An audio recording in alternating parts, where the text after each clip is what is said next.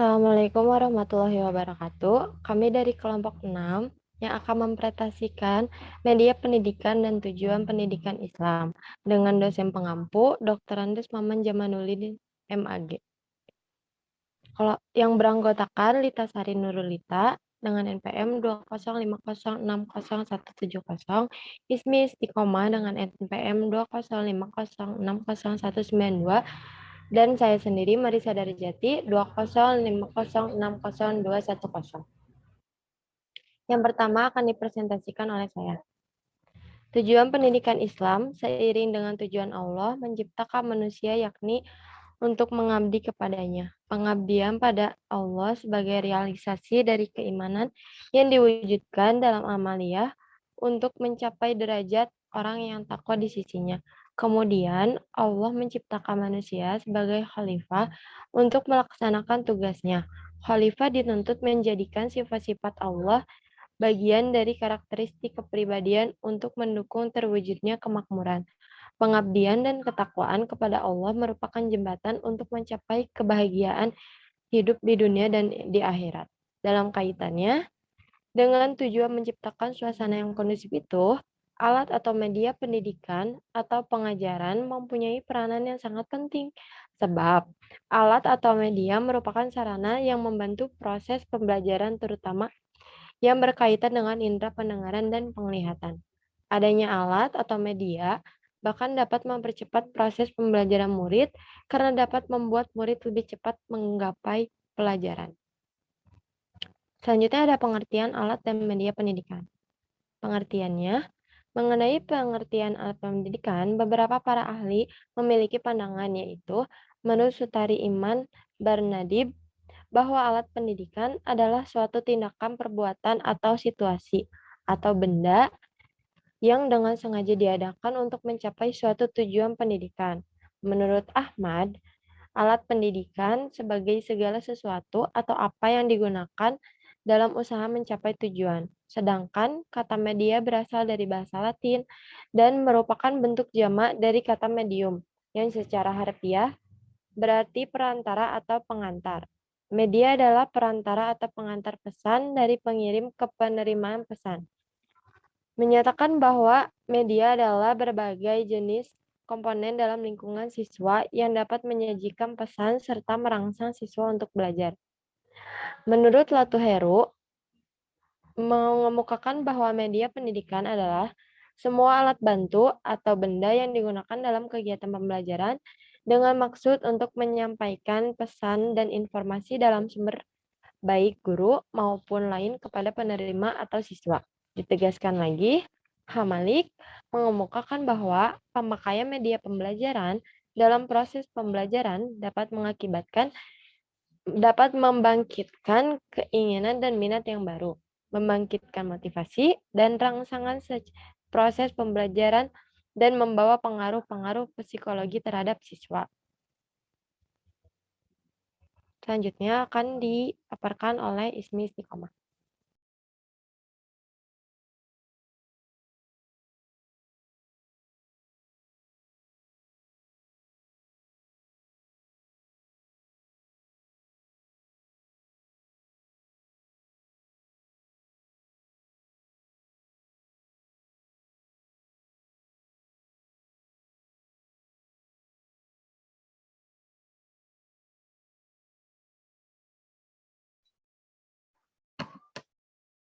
Baik, materi selanjutnya mengenai pengertian yang terdapat dalam surat yang menerangkan tentang media pendidikan, yaitu dalam surat Al-Isra ayat 84 yang berbunyi Bismillahirrahmanirrahim, kul kullu ya'malu ala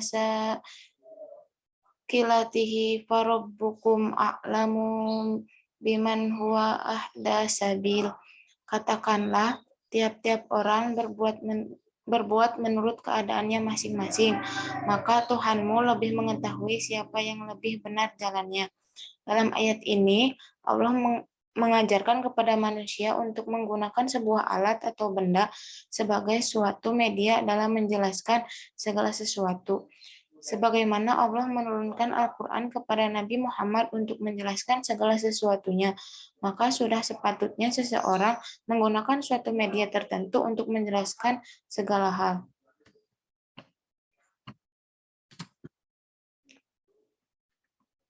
Materi selanjutnya mengenai fungsi dan alat media pendidikan. Alat dan media memiliki kedudukan penting dalam pencapaian tujuan. Oleh sebab itu, pendidik hendaknya tidak meremehkan masalah alat. Pendidikan hendaknya mengadakan studi secara pendalaman tentang masalah ini. Alat dan juga media tidak terpisah dari tujuan, karena tujuan tidak mungkin tercapai tanpa alat. Ini berarti bahwa alat berfungsi mengantarkan penggunanya untuk mencapai tujuan. Dalam kaidah usul fikih mengatakan bahwa alat mempunyai nilai yang sejalan dengan nilai tujuan.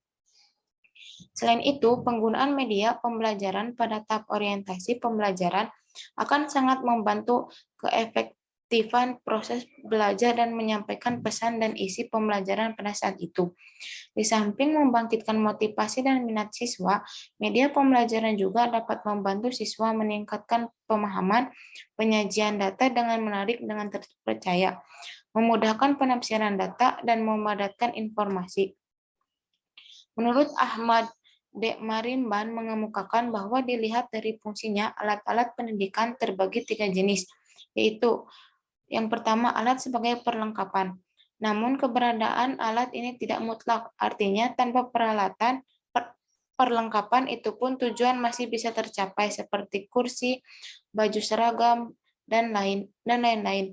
Yang kedua, alat sebagai pembantu mempermudah usaha tujuan.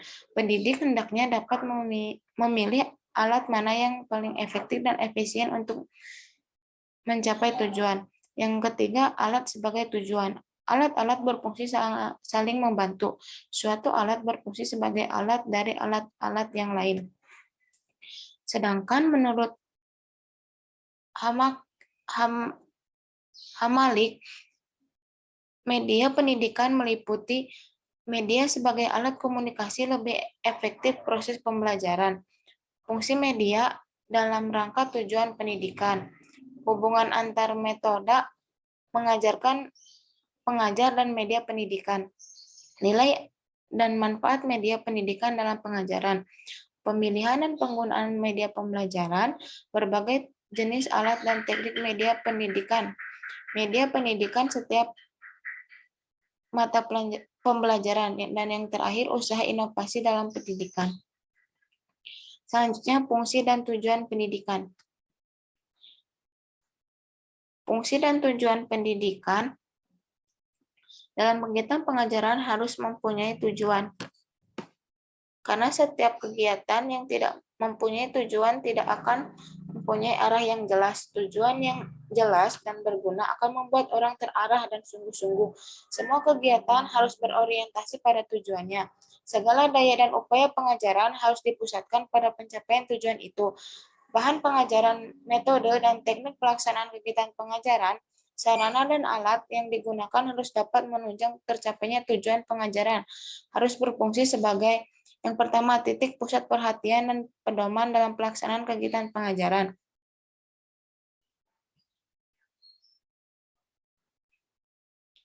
Titik pusat perhatian dan pedoman dalam penyusunan rencana kegiatan pembelajaran. Yang terakhir, bahan pokok yang akan dikembangkan dalam memperdalam dan memperluas ruang lingkup pengajaran. Materi selanjutnya pedoman untuk pencegahan atau menghindari penyimpangan kegiatan. Selain itu, fungsi dan tujuan adalah mengakhiri usahanya, mengarahkan usaha, dan merupakan titik pangkal untuk mencapai tujuan-tujuan lain, baik merupakan tujuan-tujuan baru maupun tujuan-tujuan selanjutnya dari tujuan utama. Yang terakhir, memberikan nilai sifat dari usaha-usaha itu. Materi selanjutnya akan disampaikan oleh rekan saya. Baik, terima kasih Ismi. Di sini saya akan menjelaskan tentang macam-macam pendidikan Islam, tujuan pendidikan Islam. Selanjutnya,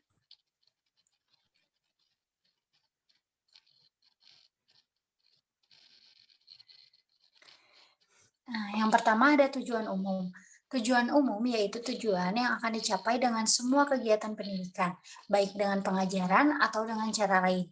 Tujuan itu meliputi aspek kemanusiaan yang meliputi sikap, tingkah laku, penampilan, dan lain-lain. Nah, tujuan umum pendidikan Islam menurut Al-Bashari yaitu yang pertama, untuk mengadakan pembentukan akhlak yang mulia, yang kedua, persiapan untuk kehidupan dunia dan kehidupan akhirat, yang ketiga, persiapan untuk mencari rezeki dan pemeliharaan segi manfaat atau yang lebih terkenal dengan nama tujuan vokasional dan profesional. Selanjutnya, nah yang kedua ini ada tujuan khusus. Tujuan khusus adalah perubahan yang diingini yang merupakan bagian yang termasuk di bawah tiap tujuan umum pendidikan. Dengan kata lain, gabungan pengetahuan, keterampilan, pola-pola tingkah laku, sikap, nilai-nilai, dan kebiasaan yang terkandung dalam tujuan akhir atau tujuan umum pendidikan. Yang tanpa terlaksana, maka tujuan akhir dan tujuan umum juga tidak akan terlaksana dengan sempurna. Selanjutnya, yang ketiga ada tujuan akhir. Tujuan akhir yaitu bahwa pendidikan Islam berlangsung selama hidup. Maka tujuan hidup terdapat pada waktu hidup di dunia ini telah berakhir pula. Mati dalam keadaan berserah diri kepada Allah sebagai muslim yang merupakan ujung dari takwa sebagai akhir dari proses hidup jelas berisi kegiatan pendidikan. Inilah akhir dari proses pendidikan itu yang dapat dianggap sebagai tujuan akhir. Insan yang mati dan akan menghadap Tuhannya merupakan tujuan akhir dari proses pendidikan Islam. Selanjutnya, nah yang keempat ada tujuan sementara. Tujuan sementara yaitu tujuan yang akan dicapai setelah anak didik diberi sejumlah pengalaman tertentu yang direncanakan dalam suatu kurikulum pendidikan formal. Yang kelima, ada tujuan operasional. Tujuan operasional yaitu tujuan yang akan dicapai dengan semua kegiatan pendidikan baik dari pengajaran atau dengan cara lain. Dalam tujuan operasional ini lebih banyak dituntut dari anak didik suatu kemampuan dan keterampilan tertentu. Misalnya, ia dapat berbuat terampil, melakukan, lancar mengucapkan, mengerti, memahami, meyakini, dan menghayati adalah soal kecil. Selanjutnya saya akan kembalikan ke moderator. Baik, terima kasih kepada rekan-rekan yang sudah mempresentasikan. Sekian dari kelompok kami. Mohon maaf apabila ada kesalahan. Wassalamualaikum warahmatullahi wabarakatuh.